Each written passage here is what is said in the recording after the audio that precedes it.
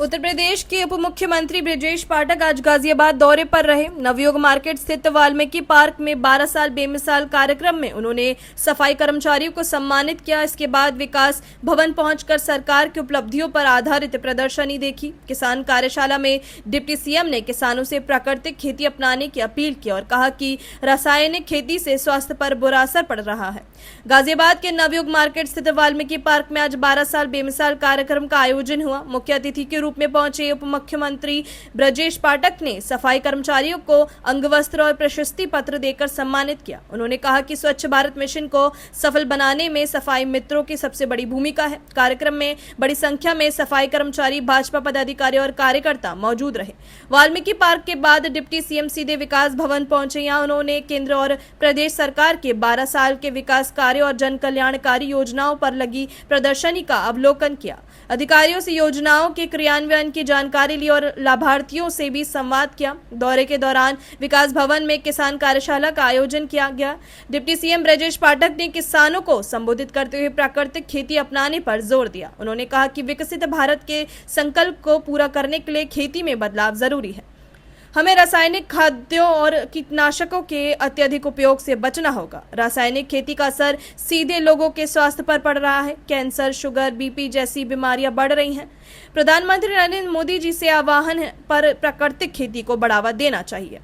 Compost खाद और पारंपरिक पद्धतियों को अपनाएं। आने वाली पीढ़ी को सुरक्षित और शुद्ध भोजन देना है तो हमें आज प्राकृतिक खेती की तरफ लौटना होगा।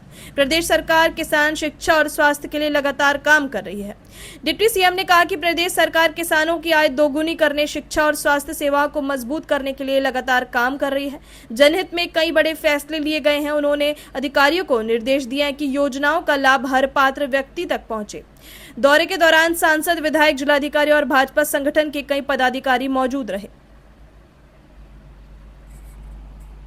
प्रधानमंत्री नरेंद्र मोदी जी के 12 वर्ष से अधिक विकसित भारत के संकल्प को पूरा करने के लिए माननीय प्रधानमंत्री जी के आह्वान पर आज किसानों की कार्यशाला में हम सब आज यहाँ एकत्र हुए हैं। हम प्रदेश के किसानों से अपील करते हैं कि माननीय प्रधानमंत्री नरेंद्र मोदी जी के आह्वान पर हम सबको प्राकृतिक खेती की ओर आगे बढ़ना होगा। जिस ढंग से अंधाधुंध रासायनिक खादों का उपयोग हम कर रहे हैं, कीटनाशकों का उपयोग कर रहे हैं, हमारे बच्चों के, हम सब के शरीर में जो कीटनाशक दवाइयां या रासायनिक खादें जा रही हैं, उससे तरह तरह की बीमारियां पनप रही हैं। हम सबको इकट्ठा होकर के माननीय मोदी जी के इस आह्वान पर काम करना है। हमें प्राकृतिक खेती करनी है। हमारे जो पुराने संसाधन थे उन पर हमें जाना है। हमें कंपोस्ट खाद का उपयोग मिलाना है और जब बहुत जरूरी है तभी कीटनाशकों का उपयोग करना है। यदि हम सुरक्षित खाद्य सामग्री अपने बच्चों को दे पाएंगे, अपने परिवार को दे पाएंगे, तो हमारा प्रदेश, हमारा देश खुशहाल बनेगा, बीमारियां दूर भागेंगी। यही अपील मैं आज उत्तर प्रदेश के किसानों से करने के लिए गाजियाबाद में आया। सर, गाजियाबाद के अंदर 2 हॉस्पिटल है जहाँ पे कार्डियक हृदय के डॉक्टरों ने कभी से अब राज्य सरकार ने निर्णय लिया है कि विशेषज्ञ चिकित्सक उपलब्ध हैं। मुख्य चिकित्सा अधिकारी महोदय और डीएम को अधिकार दिया है कि वॉक इन इंटरव्यू के माध्यम से उन्हें भरे और सर्वाधिक सैलरी उत्तर प्रदेश सरकार विशेषज्ञ चिकित्सक को दे रही है। 5 लाख रुपए तक देने के लिए सरकार ने नियम बना दिया।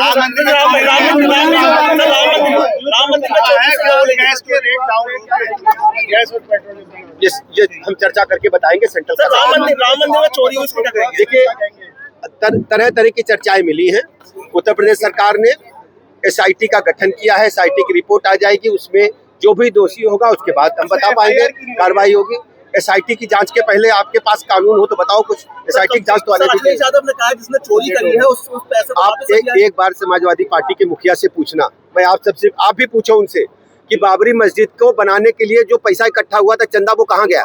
पूछो जरा एक बार। हिम्मत है, तुष्टीकरण की पॉलिटिक्स करते हैं समाजवादी पार्टी के लोग और केवल प्रभु रामलला के मंदिर पर तरह तरह के प्रश्न लगाते हैं। लेकिन मैं फिर दोहराता हूँ, भ्रष्टाचार और कदाचार से हमारी सरकार, हमारी पार्टी कोई समझौता नहीं करेगी। अपनी राय हमें कमेंट बॉक्स में जरूर दें। ऐसे ही लेटेस्ट अपडेट्स के लिए हमारे चैनल रॉयल बुलेटिन को लाइक, शेयर और सब्सक्राइब करना ना भूलें।